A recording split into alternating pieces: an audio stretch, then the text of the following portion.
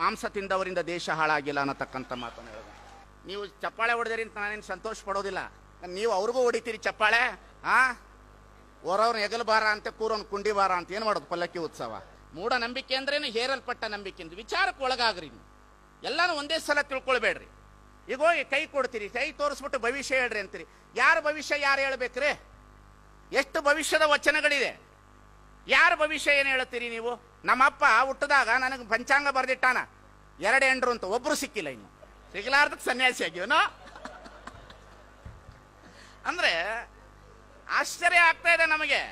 ಸುಮ್ಮನೆ ಯಾದಕ್ಕೆ ಬಡದಾಡ್ತೀರಿ? ಧರ್ಮ ದೇವರು ಅನ್ನತಕ್ಕಂಥದ್ದನ್ನು ಬಡದಬಾಡ್ರಿ. ಸುಮ್ಮನೆ ಬೆಳಗ್ಗೆ ಎದ್ದೇಳ್ರಿ, ಜಳಕ ಮಾಡ್ರಿ, ನಿಮ್ ಯಾವ ನಂಬಿಕೆ ಇದೆ ತಂದೆ ತಾಯಿಗಳನ್ನೇ ದೇವರು ಅಂತ ಒಂದಿಷ್ಟು ನಮಸ್ಕಾರ ಮಾಡ್ರಿ, ಚಲೋ ಕಾಯಕ ಮಾಡ್ರಿ, ಕಾಯ್ಕೊಂಡು ಬಂದಿರತಕ್ಕಂಥ ದುಡ್ಡನ್ನು ಪಡ್ಕೊಂಡು ಬನ್ರಿ, ಮಕ್ಕಳಿಗೆ ಶಿಕ್ಷಣ ಕೊಡ್ರಿ, ಮನೆ ಚಲೋ ಕಟ್ಕೊಳ್ರಿ, ಒಂದೊಳ್ಳೆ ಟಿವಿ ಇಟ್ಕೊಳ್ರಿ, ಚಲೋ ಪಿಕ್ಚರ್ ನೋಡ್ರಿ, ಪರ ಸ್ತ್ರೀಯರನ್ನ ಮುಟ್ಟಬೇಡ್ರಿ, ಪರ ದೈವದ ಕಡೆಗೆ ಹೋಗಬೇಡ್ರಿ, ಹೆಚ್ಚು ವ್ಯಸನಗಳಿಂದ ದೂರ ಆಗ್ರಿ, ಮಕ್ಕಳಿಗೆ ಒಳ್ಳೆ ಶಿಕ್ಷಣ ಕೊಡ್ರಿ, ರಾತ್ರಿ ಕುತ್ಕೊಂಡು ಒಳ್ಳೆ ಪಿಕ್ಚರ್ ನೋಡ್ರಿ, ರಾತ್ರಿ 10 ಗಂಟೆ ಟಿವಿ ಆಫ್ ಮಾಡಿ ಮಲ್ಕೊಳ್ರಿ, ಬೆಳಿಗ್ಗೆ ಜೀವ ಇದ್ರೆ ಎದ್ದೇಳ್ರಿ, ಸತ್ರೆ ಮಣ್ಣಾಗ್ರಿ, ಮುಗಿದೋಯ್ತು. ನನಗಂತೂ ತಿಳಿಯೋಲ್ದಪ್ಪ. ಹೋಗಕತ್ತಾರ ಜನ. ಆ ದೇವ್ರು ಕೊಡ್ತದ, ಈ ದೇವ್ರು ಕೊಡ್ತದ, ಯಾವ ದೇವ್ರು ಕೊಡ್ತದ, ಮಣ್ಣು ಅಗದು ಅಗದು ಅಗದು ಅಗದು ಅಗದು ಮಣ್ಣು ಅಗದು ಅಗದು ಅಗದು ತಿರುಪತಿ ತಿಮ್ಮಪ್ಪನ ತೆಗೆದೊಳಗೆ ವಜ್ರದ ಕಿರೀಟ ಹಾಕಿದ್ರು ಸಾಕಾಗುತ್ತೇನ್ರಿ? ಬಿಟ್ನ ಯಾಕೆ ತಿಮ್ಮಪ್ಪ ಕಾಪಾಡ್ಲಿಲ್ಲ? ಪ್ರಶ್ನೆಯಲ್ಲೇನ್ರಿ ಇದು? ತಿಮ್ಮಪ್ಪ ಯಾಕೆ ಕಾಪಾಡ್ಲಿಲ್ಲಪ್ಪ? ಯಾಕೆ ಕಾಪಾಡ್ಲಿಲ್ಲ ತಿಮ್ಮಪ್ಪ? ವಜ್ರದ ಕಿರೀಟ ನೋಡ್ರಿ, ಧರ್ಮ ಅಂತಂದ್ರೆ ಒಬ್ಬರ ಮನವ ನೋಯಿಸದವನೇ, ಒಬ್ಬರ ಮನೆಯ ಘಾತವ ಮಾಡದವನೇ ಪರಮ ಪಾವನ ನೋಡ. ಒಬ್ಬರ ಮನವ ನೋಯಿಸಬೇಡ, ಒಬ್ಬರ ಮನೆ ಹಾಳು ಮಾಡಬೇಡ, ಇಷ್ಟೇ ಧರ್ಮ. ನಿನ್ನ ದುಡ್ಕೊಂಡು ನೀನು ಊಟ ಮಾಡಪ್ಪ, ಇಷ್ಟೇ ಧರ್ಮ. ಇದಕ್ಕಿಂತ ಇನ್ನೇನದ?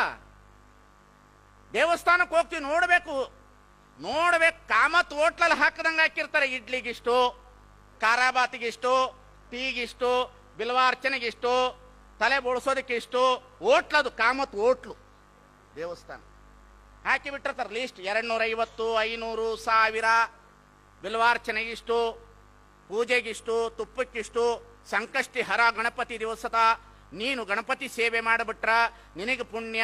ಆ ಬೆಣ್ಣೆ ಕರೆಸ್ಕೊಂಡು ನಾವು ತಿಂದ್ರೆ ನಮಗೂ ಪುಣ್ಯ. ಮಜಾ ಹಂಗದ ಹೇಳ್ತೀನಿ ಕೇಳಿ. ಕೊಲ್ಲೂರು ಮೂಕಾಂಬಿಕೆಗೆ ಸೀರೆ ಉಡಿಸಿದ್ರೆ ಸಾಕ್ಷಾತ್ ದೇವರೇ ಸೀರೆ ಉಡಿಸಿದ ಹಾಗೆ. ಎಲ್ಲಮ್ಮನಿಗೆ ಸೀರೆ ಉಡಿಸಿದ್ರೆ ಬಹಳ ದೊಡ್ಡವಳೇನು ದೇವ್ರು ಬೆತ್ತಲೆ ಇರ್ತಾಳೇನ್ರಿ? ಕೇಳ್ತೀನಿ ನಿಮ್ಮನ್ನ ಪ್ರಶ್ನೆ. ಕೊಲ್ಲೂರು ಮೂಕಾಂಬಿಗೆ ಸೀರೆ ಉಡಿಸ್ತೀರಿ, ನಿಮ್ಮ ತಾಯಿಗೆ ಹರಿದ ಸೀರೆ ಉಡಿಸಿ ಮನೆ ಹಾಕೊಂಡಿರ್ತಿರ್ತೀರಿ. ವಿದ್ಯಾವಂತರಾದವ್ರು ನಿಮ್ಮ ತಂದೆ ತಾನೇ ತಗೊಂಡು ವೃದ್ಧಾಶ್ರಮಕ್ಕೆ ಬಿಟ್ಟಿರ್ತೀರಿ. ಮಾನವೀಯತೆ ಇಲ್ಲದಿರ್ತಕ್ಕಂಥ ಧರ್ಮ ತಗೊಂಡು ಏನು ಮಾಡೋದ್ರಿ? ಮನುಷ್ಯತ್ವ ಇಲ್ಲದಿರ್ತಕ್ಕಂಥ ಧರ್ಮ ತಗೊಂಡು ಏನು ಮಾಡೋದು?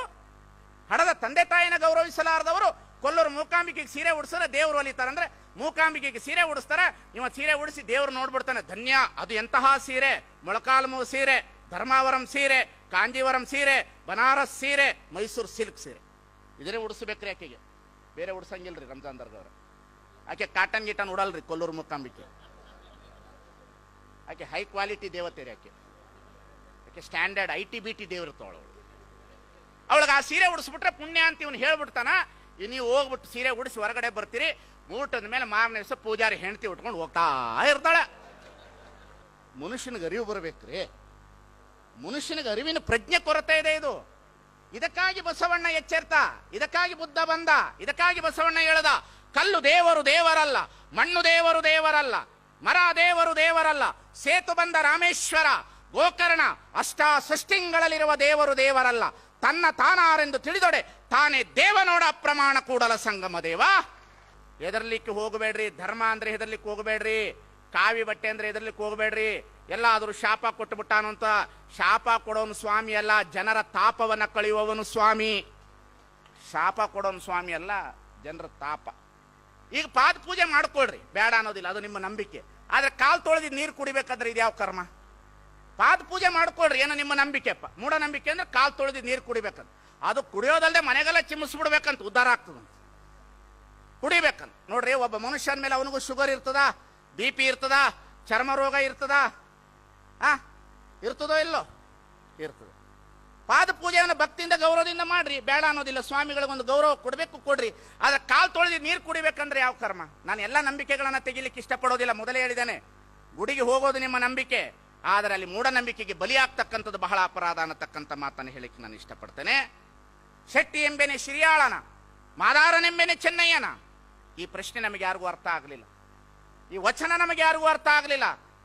ಸ್ವಾಮಿ, ಕಾಣುವ ಮನುಷ್ಯರನ್ನ ಪ್ರೀತಿ ಮಾಡಲಾರದವರು ನಾವು ಕಾಣದೇ ಇರುವ ದೇವರನ್ನು ಪ್ರೀತಿ ಮಾಡಲು ಸಾಧ್ಯವೇ? ಈ ಜಗತ್ತಿನಲ್ಲಿ ಕಾಣುವ ಮನುಷ್ಯರನ್ನೇ ಪ್ರೀತಿ ಮಾಡಲಿಲ್ಲ, ಇನ್ನು ಕಾಣದೇ ಇರುವ ದೇವರನ್ನು ಏನು ಪ್ರೀತಿ ಮಾಡೋದ್ರೆ?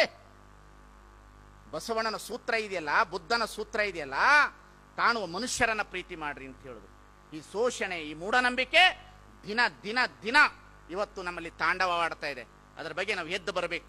ಸ್ವಾಮಿಗಳು ಉಪದೇಶ ಹೇಗಿರಬೇಕಂದ್ರೆ, ಸ್ವಾಮೀಜಿಗಳು ಮನುಷ್ಯರಾಗಿರಬೇಕೆ ಹೊರತು ದೇವತೆಗಳಾಗಬಾರದು. ಸ್ವಾಮೀಜಿಗಳು ಪವಾಡ ಪುರುಷರಾಗಬಾರದು. ಸ್ವಾಮೀಜಿಗಳು ಸಮಾಜಕ್ಕೆ ಮಾರ್ಗದರ್ಶತಕ್ಕಂತಹ ವ್ಯಕ್ತಿಗಳಾಗಿ ಉಳಿಬೇಕು. ಸ್ವಾಮೀಜಿಗಳಿಗೆ ಇವತ್ತು ಗೌರವವಿದೆ, ವೈಚಾರಿಕತೆ ಸ್ವಾಮಿಗಳಿಗೂ ಗೌರವವಿದೆ, ಸಾಧನೆ ಮಾಡಿರ್ತಕ್ಕಂಥ ಸ್ವಾಮಿಗಳಿಗೂ ಗೌರವವಿದೆ. ಆದರೆ ನಮ್ಮಂತಹ ಸ್ವಾಮಿಗಳು ಸಮಾಜವನ್ನು ಶೋಷಣೆ ಮಾಡುವುದನ್ನು ಬಿಡಬೇಕು, ಮೂಢನಂಬಿಕೆಯಿಂದ ಹೊರಗಡೆ ತರಬೇಕು, ಅವರನ್ನ ಒಳ್ಳೆಯ ಜ್ಞಾನವನ್ನು ಕೊಡಬೇಕು. ಜಗತ್ತಿನಲ್ಲಿ ದೇವರು ಧರ್ಮ ಅಂದ್ರೆ ಏನಂತ ಸ್ವಚ್ಛವಾಗಿ ತಿಳಿಸಬೇಕು, ದುಡಿಲಿಕ್ಕೆ ಕಲಿಸಬೇಕು. ಅವರ ಬದುಕನ್ನು ಅವರನ್ನು ಕಟ್ಟಿಕೊಳ್ಳೋದಕ್ಕೆ ಅವಕಾಶ ಮಾಡಿಕೊಡೋದೇ ಧರ್ಮ ಅನ್ನತಕ್ಕಂಥ ತಿಳ್ಕೊಳ್ಬೇಕೆ ಹೊರತು ಅದನ್ನು ಮೀರಿ ನಾವು ಇವತ್ತು ಏನೇನೋ ಚಿಂತನೆ ಮಾಡ್ತಾ ಇದ್ದೇವೆ. ಯಾರಿಗೂ ಕೈ ತೋರಿಸ್ಲಿಕ್ಕೆ ಹೋಗಬೇಡ್ರಿ, ನಿಮ್ಮ ಭವಿಷ್ಯ ಯಾರ ಕೈಯಲ್ಲಿ ಇಲ್ಲ. ಒಬ್ಬ ಪಂಚಾಂಗ ಹೇಳೋನ ಕೈನಲ್ಲಿ ಒಂದು ಹುಡುಗ ಬಂದು ಕೇಳೋದಂತೆ, ನಾನೊಂದು ಹುಡುಗಿನ ಲವ್ ಮಾಡಿದ್ದೀನಿ ಎಷ್ಟೊತ್ತು ಒಯ್ಲಿ ಅಂತ ಕೇಳೋದಂತವ. ನಾನೊಂದು ಹುಡುಗಿನ ಲವ್ ಮಾಡೀನಿ ಎಷ್ಟೊತ್ತು ಒಯ್ಲಿ ಅಂತ ಕೇಳೋದಂತೆ ಪಂಚಾಂಗ ಹೇಳೋನಿಗೆ. ಪಂಚಾಂಗ ಹೇಳೋನು ರಾವ್ ಕೇತು ಶನಿ ಬುಧಾನ್ ಅಂತ. ನೀ ರಾತ್ರಿ 12 ಗಂಟೆಗೆ ಹೊಯ್ದು ಬಿಡೋದಂತವ ಪಂಚಾಂಗ ಹೇಳವ. ಅವಳನ್ನ 12 ಗಂಟೆಗೆ ಒಯ್ದು ಬಿಟ್ಟು ಬೆಳಗ್ಗೆ ಪಂಚಾಂಗ ಹೇಳೋನು ಎಂಟಿ ಬಂದು ಹೇಳೋದಂತೆ, ಮಗಳು ಕಾಣಿಸಕ್ಕತ್ತಿಲ್ರಿ ಮನೆಯಾಗ ಅಂತ. ತನ್ನ ಮಗಳ ಭವಿಷ್ಯನೇ ಅವರಿಗೆ ಗೊತ್ತಿಲ್ಲ, ಜಗತ್ತಿನ ಭವಿಷ್ಯ ಹೇಳ್ತಾರೆ. ನಮಗೆ ಇಂದ್ರ ಬಲ ಬೇಡ, ಚಂದ್ರ ಬಲ ಬೇಡ, ತಾರಾ ಬಲ ಬೇಡ, ಗುರುಬಲ ಬೇಡ, ನಮ್ಮ ತೋಳು ಬಲದಿಂದ ನಾವು ಬದುಕೋಣ ಅನ್ನತಕ್ಕಂಥ ಮಾತನ್ನ ತಮ್ಮೆಲ್ಲರಿಗೆ ಹೇಳ್ತಾರೆ. ನನ್ನ ಮಾತಿಗೆ